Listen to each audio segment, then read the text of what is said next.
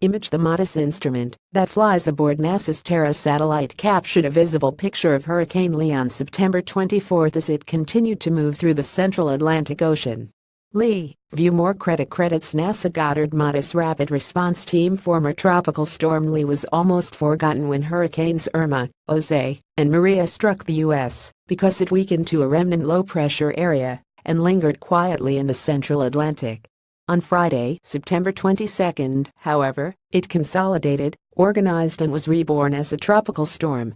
As Lee strengthened into a small zombie hurricane, NASA's Terra and Aqua satellites analyzed the newest Atlantic Ocean hurricane. Former tropical storm Lee was almost forgotten when hurricanes Irma, Jose, and Maria struck the U.S. because it weakened to a remnant low-pressure area and lingered quietly in the central Atlantic. On Friday, September 22, however, it consolidated, organized and was reborn as a tropical storm. As Lee strengthened into a small zombie hurricane, NASA's Terra and Aqua satellites analyzed the newest Atlantic Ocean hurricane.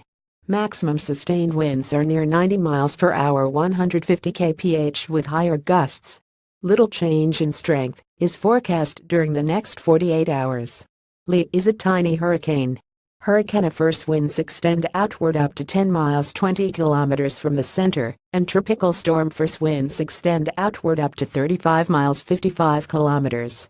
Lee is expected to move to the west and then curve to the northeast by Thursday, September 28, and continue over open ocean waters in that direction.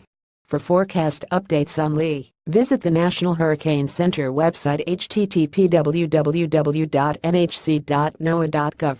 Disclaimer: AAS and EurekAlert are not responsible for the accuracy of news releases posted to EurekAlert by contributing institutions or for the use of any information through the EurekAlert system.